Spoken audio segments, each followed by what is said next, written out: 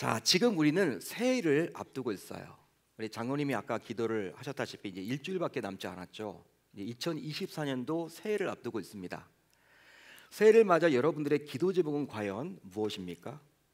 여러분 기도 제목 다 있으시죠? 무엇입니까?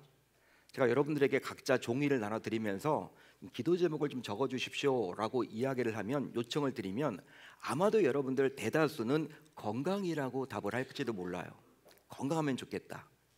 자신도 건강하고 가족도 건강하면 좋겠다. 그게 여러분 기도 제목의 거의 1순위 아니면 2순위일 겁니다. 그만큼 우리 모두 건강하게 살아가기를 소망하죠. 내가 특별히 아프게 살아가기를 소망하는 사람이 어디 있습니까? 내년 한 해에 되도록이면 병원에도 안 가고 감기조차 걸리지 않고 배탈 나지 않고 여러분 그렇게 병원 신세 지지 않고 건강하게 살았으면 좋겠다. 여러분 그런 기도 제목들을 다 가지고 있죠. 따라서 우리 가운데 행여나 여러분들이 아픈 분이 있다면, 정신이 아프거나 아니면 마음이 아프거나 또 어떤 마음의 상처 때문에 힘들어하거나 육체적으로 지금 힘든 나날을 보내고 있다면, 또 치유와 회복되기를 원한다면 그런 분들 가운데 오늘 선포되는 말씀을 자신에게 주신 하나님의 음성으로 꼭 받아서 실천에 옮길 수 있기를 바랍니다. 자, 오늘 말씀 너무나 중요하기 때문에 성탄 전날 전합니다. 웬 말라기. 여러분 딱 성경 보면서 주보를 보시면서 왜 목사님이 말라기를 오늘 말씀을 하실까? 말라기는 이거 예언서 아니야? 왜 이런 말씀을 오늘 이렇게 하시는 것일까? 여러분이 의문을 가지실 텐데, 여러분 그 답을 제가 이제 해드리도록 하겠습니다. 너무나 중요한 말씀이기 때문에 오늘 전합니다. 오늘 말씀을 통해서 치유가 회복이 필요한 분들이 행여나 계신다면 오늘 말씀을 듣고 꼭 실천에 옮겨보세요.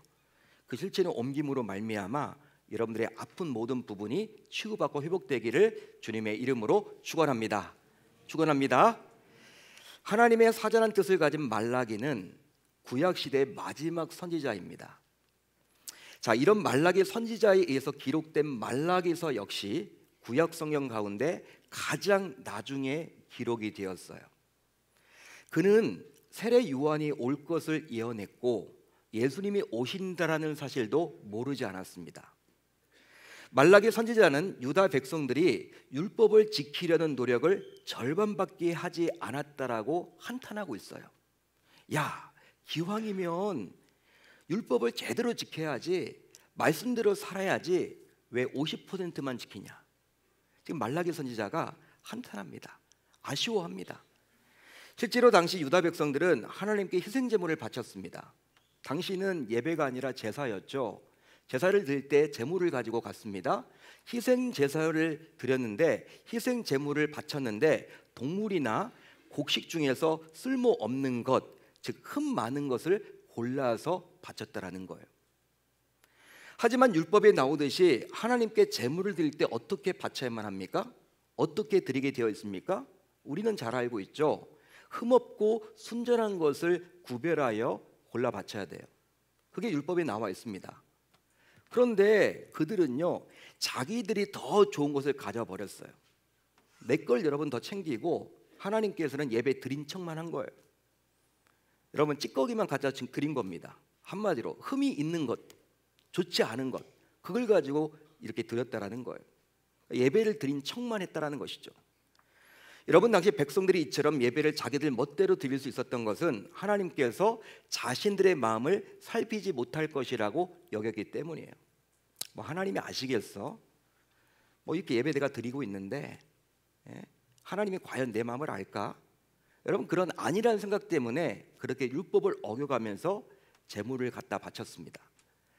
심지어 말라기 선지자는요, 백성들이 장기간의 포로 생활을 마치고 본국으로 돌아와서 저질렀던 죄에 대해서도 책망합니다. 실제 당시 유다 백성들은 우상을 섬기는 여인들과 결혼했고 그 결과 자기들도 우상을 숭배하게 되었다라는 거예요. 율법을 보게 되면요, 이방 여인들과 결혼하지 말라고 나와 있죠. 하나님이 염려하면서 그렇게 말씀하셨습니다. 왜 그러냐면 이방 여인들과 결혼하게 되면 너도 우상을 숭배할 수도 있기 때문에 금지한다라고 분명히 말을 했습니다. 그렇지만 그들은 그걸 어겼어요. 어기고 자신의 멋대로 결혼합니다. 이방 여인, 우상을 숭배하는 여인들과 결혼했는데 여러분 정말 하나님께서 경고하신 대로 자기들도 어느 순간부터 우상을 숭배하게 된 것이죠. 따라서 이런 백성들의 모습을 보면서 말라기 선지자는 이런 백성들의 행동은 반드시 심판을 받게 될 것이라고 경고를 합니다. 경고를 하는 거예요. 너희들 그래서는 안 돼. 너희들 그렇게 계속 율법을 어겨서 나간다면 이제 심판이 이제 임할 거야. 지금 그 말을 해주고 있는 것이죠. 한마디로 유다 백성들은 바빌론 포로로 잡혀가서 아주 오랫동안 점점 정말 힘든 시기를 보내야만 했습니다. 오랫동안 점점 힘든 시기를 보내야만 했음에도 불구하고 고국으로 돌아와서도 정신을 차리지 못하고 그 결과 어떤 일이 벌어졌습니까? 예배를 등한시하고 우상을 숭배했으니 하나님께서는 말라기 선지자를 통해서 유다 백성들의 영적 각성과 도덕적 개혁을 하도록 촉구했던 것이죠. 결국 하나님께서는 유다 백성들을 향해서 이제 심판을 결심하시면서 그 과정을 다음과 같이 선포하셨습니다. 그 내용이 바로 1절이에요. 우리 한번 1절 한번 같이 읽어봅니다. 1절 시작. 용광로 불같은 날이 이르리니 교만한 자와 악을 행하는 자는 다 지푸라기 같을 것이라. 아멘. 여러분 혹시 용광로 보셨어요? 혹시 용광로를 보신 적이 있으십니까? 용광로가 과연 무엇입니까? 지금 우리 주님께서 심판의 날이 용광로의 불과 같은 날이라고 이야기를 합니다. 용광로는요 100도씨가 아니에요. 몇백도, 몇천도입니다. 여러분 재련을 하는 기구죠. 여러분 금을 녹이기도 하고 철을 녹이기도 합니다. 우리가 여러분 알고 있는 그 온도 개념이 아니라는 거예요. 여러분 뜨겁죠? 다 죽습니다. 용광로는 높은 온도로 광석을 녹여서 결과적으로 철이나 구리나 납다이의 금속을 재련하는 세로형의 가마를 말하는 거예요. 자, 그러다 보니 용광로의 불은요 휴일에도 좀처럼 꺼지는 법이 없다 그러죠. 왜냐하면 한 번 꺼진 용광로의 불을 다시 지펴서 온도를 높이려면 많은 시간이 걸리고 많은 에너지가 들기 때문이에요. 여러분 이렇게 일주일 동안 뭐 이렇게 휴가 또 휴일이 있다. 설 연휴가 일주일이다. 여러분 용광로, 제철소에 있는 용광로를 한번 생각을 해보세요. 여러분 꺼집니까 안 꺼집니까? 사람들은 와서 일은 안 해요. 일은 안 하지만 그냥 여러분 계속 용광로 불 뗍니다. 꺼지지 않도록 해요. 왜냐하면 꺼지면요 이제 큰일 나는 거예요. 그걸 여러분 다시 이제 온도를 높여서 그만큼 만들기까지는요 결코 쉽지 않은 일이기 때문에 일주일 열흘 동안 쉬어도 용광로의 불은 꺼지는 법이 없다라는 것이죠. 그런데 이런 용광로의 불 같은 날이 올 텐데, 이 심판의 날이 올 텐데 그렇게 되면 어떤 일이 벌어집니까? 1절을 보시면 교만한 자와 악인들은 결국 무엇처럼 된다? 지푸라기처럼 된다라는 거예요. 지푸라기. 그러니까 별 볼 일 없이 된다라는 거예요. 그렇게 여러분 대단한 힘을 가졌던 악인들과 교만한 자들이 지푸라기 신세가 된다라는 것입니다. 한마디로 정말 우리 인간의 상상으로는 짐작도 할 수 없는 일이 일어나게 된다는 것이죠. 심지어 이렇게 이야기를 해요. 1절 하반절을 보세요. 그 이르는 날에 심판의 날에 그들을 살라 그 뿌리와 가지를 남기지 아니할 것이로되. 끔찍합니다. 여러분 우리가 1절을 이렇게 쭉 읽다 보면요 어떤 마음이 들어요? 두렵습니다. 두려워요. 소름이 돋아요.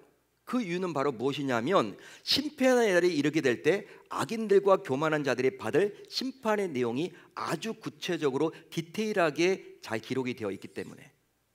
여러분 1절 말씀을 읽어보면요 불안합니다. 나도 혹시 그렇게 되는 거 아니야? 나도 그렇게 어려움 겪게 되는 거 아니야? 심판이 보통의 심판이 아니구나. 실제로 과연 이런 끔찍한 심판을 견딜 자가 있을까요?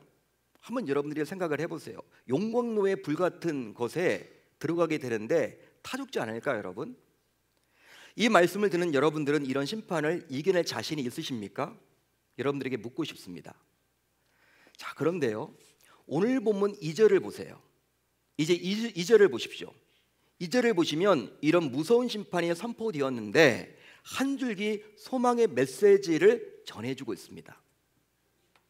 자, 2절을 볼까요? 이렇게 나와 있죠. 우리 한번 같이 읽어봅니다. 시작. 공의로운 해가 떠올라서 치료하는 광선을 비추리니. 자, 이 구절을 보시면 공의로운 해가 떠올라 가지고 치료하는 광선을 비춰주신대요. 정말 신기하고 놀라운 희망의 메시지 아닙니까? 그 이유는 바로 한창 심판이 진행 중인데 이 심판과 굉장히 어울리지 않는, 매치되지 않는 모순처럼 보이는 치료가 일어나기 때문입니다. 여러분, 심판이란 단어와 치료라는 단어가 어울립니까? 여러분, 어울립니까? 전혀 여러분 어울리지 않죠. 심판이란 단어와 이 치료라는 단어는요, 모순되는 거예요. 지금 하나님의 심판 이야기를 하고 있는데 또 갑자기 2절에서는 웬 치유 이야기를 하는 것일까? 치료 이야기를 하는 것일까? 왜 성경이 이렇게 쓰여져 있을까? 우리는 의문을 갖게 되는 것이죠. 자, 그렇다면 치료하는 광선은 과연 뭡니까? 2절에 나와 있는 치료하는 광선은 과연 뭘까요? 또 심판 중에 비추는 치료의 광선은 과연 누구를 위한 것입니까? 그리고 치료하는 광선을 맞은 자는 이제 어떤 치료를 받는 것일까요? 더욱이 치료 결과는 어떻게 됩니까? 우리가 2절 말씀을 읽다 보면요, 꼬리에 꼬리를 무는 질문들이 막 생겨요. 여러분, 여기서 말하는 치료하는 광선은요, 어떤 눈에 보이는 레이저 광선과 같은 물리적인 수단이 결코 아니에요. 레이저 광선 아닌가? 그렇게 생각하지 마십시오. 그런 거 아닙니다. 바로 죄인들을 향하여 베푸시는 하나님의 아주 특별한 은총, 즉 선물입니다. 따라서 이 구절에서 말해주는 치료하는 광선은 바로 죄인들을 치료해서 하나님의 자녀로 회복시키고자 이 땅에 오실 예수 그리스도, 그분을 말하는 거예요. 여러분, 믿으시면 아멘, 동의하시면 아멘.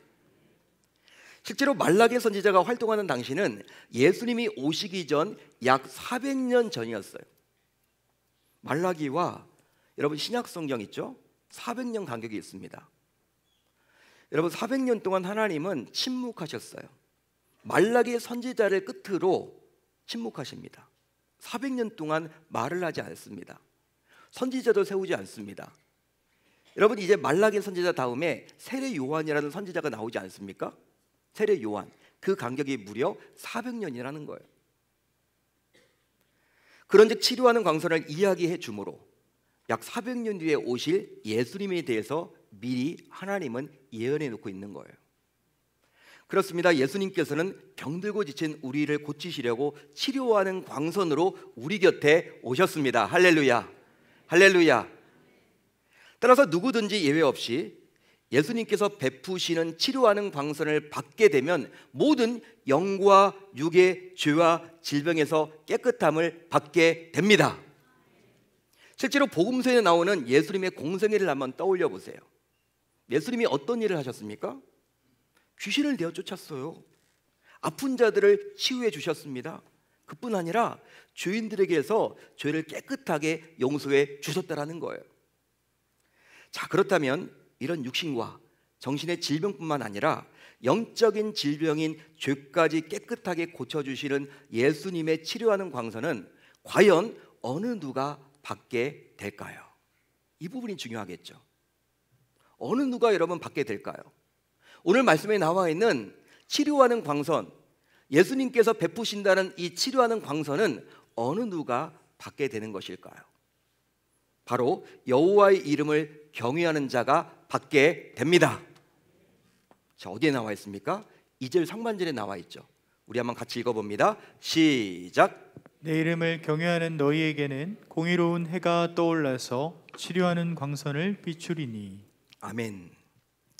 자, 이 구절에 따르면 예수님의 치료하는 광선이 여호와의 이름을 경외하는 자에게 비추어지게 된대요. 따라서 예수님의 치료하는 광선은 아무에게나 주어지는 것이 아닙니다. 아무에게나 주어지는 것이 아니라 여호와를 경외하는 자, 즉 하나님을 온전히 믿고 섬기는 하나님의 자녀들에게 부어집니다. 그 이유는 바로 예수님의 치료하는 광선은 보편적인 은혜가 아니라 특별한 은혜이기 때문이에요. 특별한 은혜다. 여러분, 보편적인 은혜가 있고요, 특별한 은혜가 있습니다. 하나님께서 베푸시는 은혜 가운데 보편적인 은혜는 뭐가 있을까요? 우리가 여러분 지금 숨을 쉽니다. 하나님께서 우리에게 공기를 허락해 주셨죠. 예수 믿는 사람들에게만 공기 주신 것이 아니라 불신자들도 숨을 쉽니다. 이런 산소를 주심은 하나님께서 보편적으로 주신 은혜예요. 불신자나 신자나 그뿐 아니에요, 여러분. 하나님이 여러분 태양을 주셨죠, 우리에게. 햇빛을 주셨죠. 지금 겨울이기 때문에 춥죠. 만약 여러분 해가 뜨지 않는다, 해가 없다, 우리 인간은 살아갈 수가 없어요. 여러분, 믿는 자들뿐만 아니라 불신자들에게도 이 태양을 허락해 주셨습니다. 자연 만물을 허락해 주셨습니다. 이건 다 보편적인 은혜입니다. 열심히 공부하면 좋은 대학에 간다, 열심히 일하면 좋은 직장에 취직할 수 있다, 노력하면 결과를 얻을 수 있다. 여러분, 하나님이 다 보편적으로 주신 은혜죠. 예수 믿는 자들만 좋은 대학에 가고 불신자들은 좋지 않은 대학에 간다? 그거 그렇지 않다라는 거예요.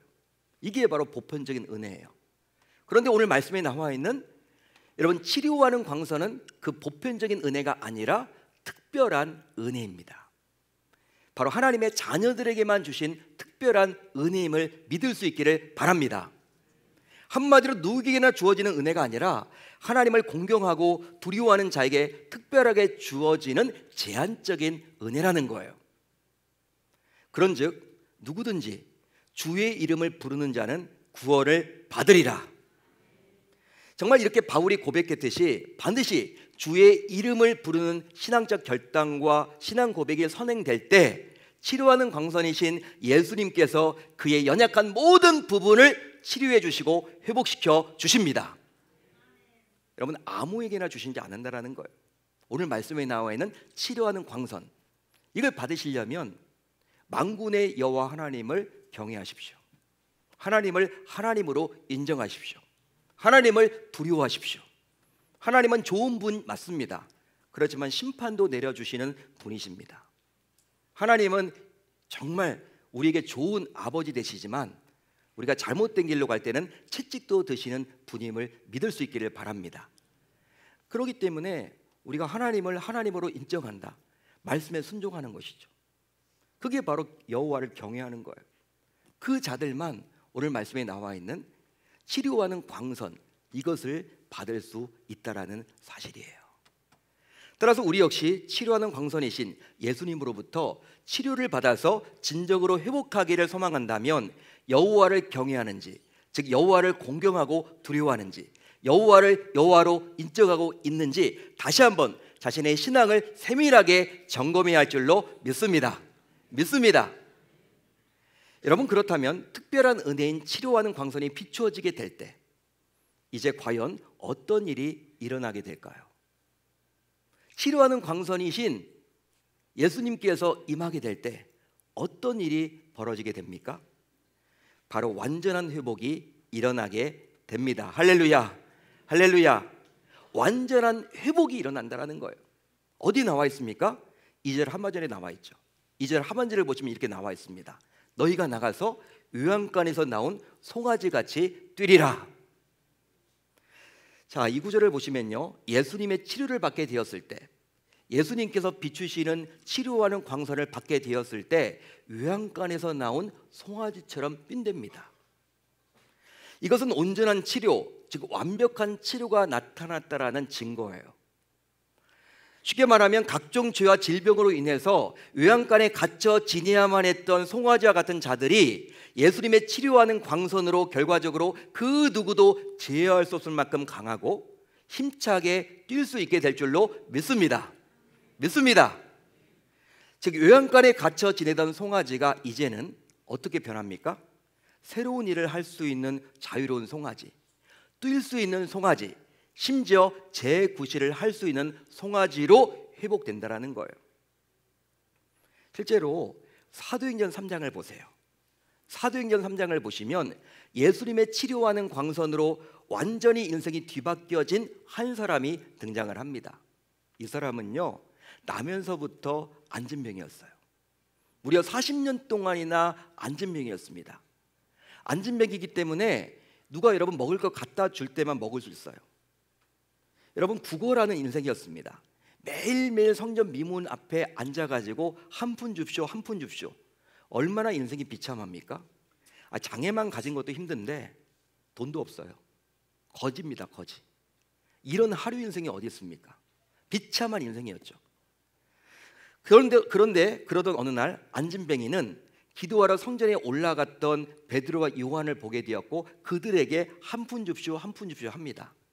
그런데 그때 베드로는 이 구걸하던 안진뱅이를 향해서 다음과 같이 선포했죠. 선포하게 이르렀어요. 어떤 선포를 합니까? 다음과 같은 선포입니다. 은과 금은 내게 없거니와 내게 있는 이것을 내게 주노니 나사렛 예수 그리스도의 이름으로 일어나 걸으라. 할렐루야, 할렐루야.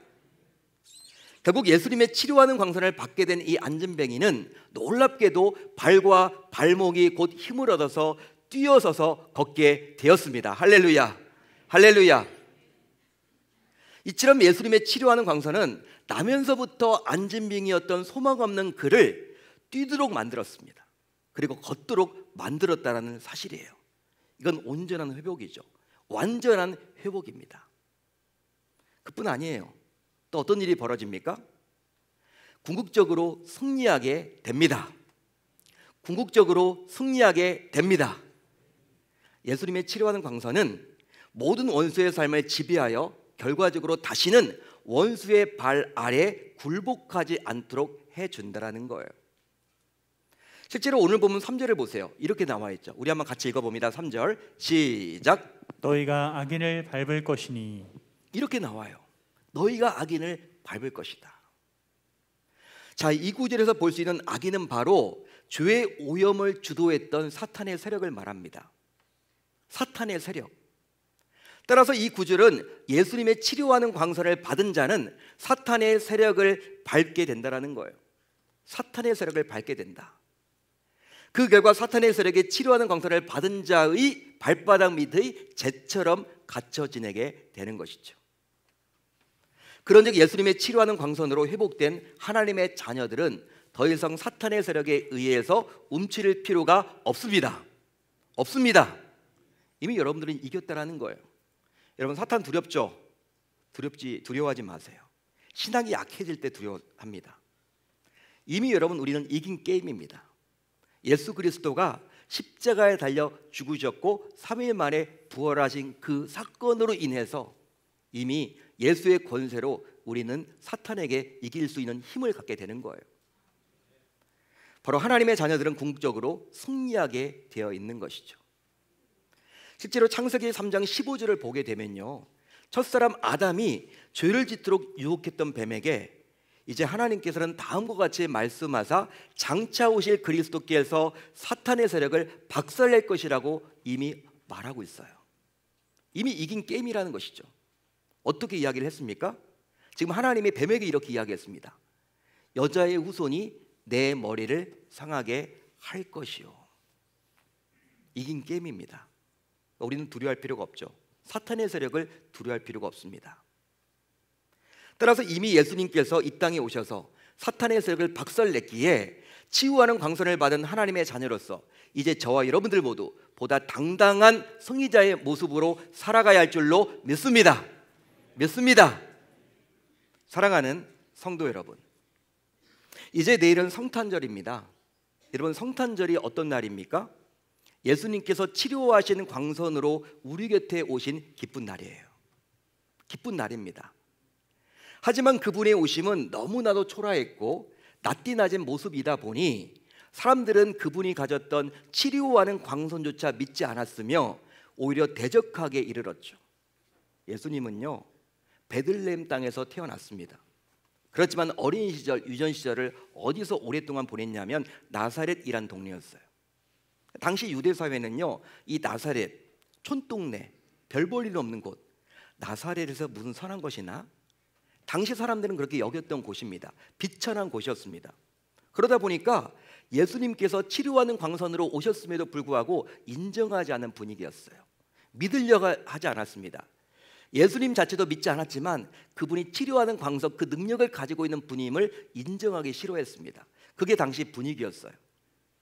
자, 그렇다면 당시 사람들만 예수님의 오심에 대해서 그리 생각했을까요?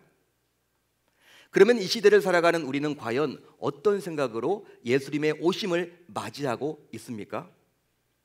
즉, 예수님의 오심을 통해서 그분께서 치료와 회복을 우리에게 주실 수 있다라고 여러분들은 확신하십니까?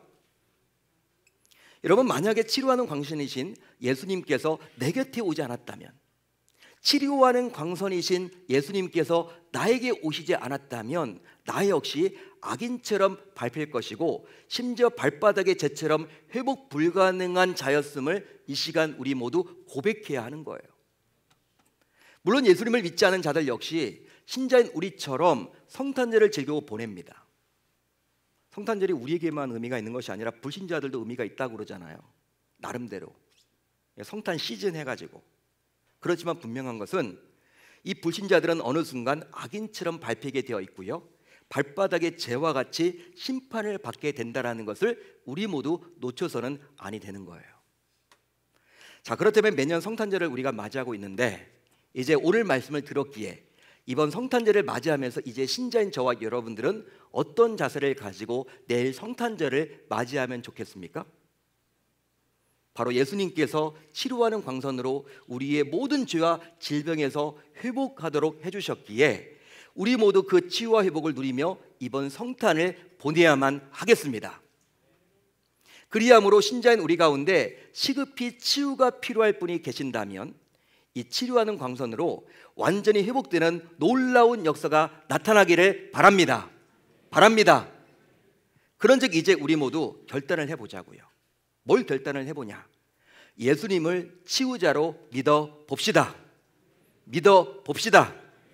예수님의 치유와 회복을 가족, 지인, 이웃들에게 선물로 나누어 봅시다. 또 치유되고 회복되어 기쁘다면 그 기쁨으로 예수님을 찬양하고 예배를 드려 봅시다.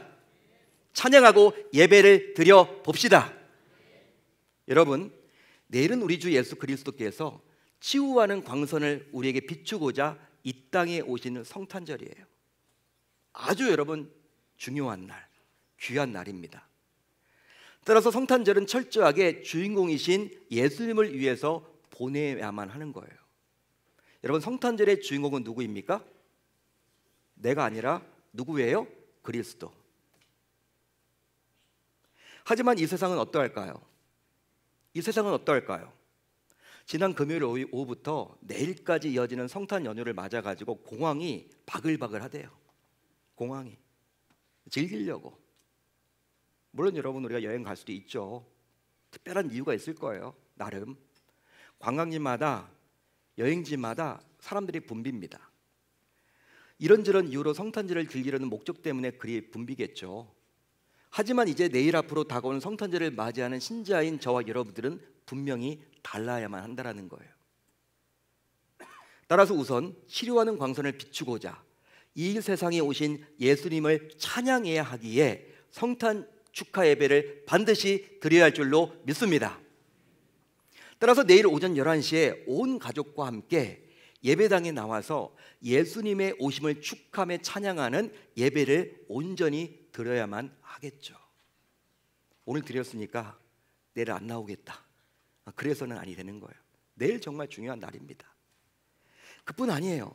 하늘 보좌를 버리고 우리에게 꼭 필요한 치료하는 광선을 비추고자 이 땅에 오신 예수님께 감사를 드려야만 할 줄로 믿습니다.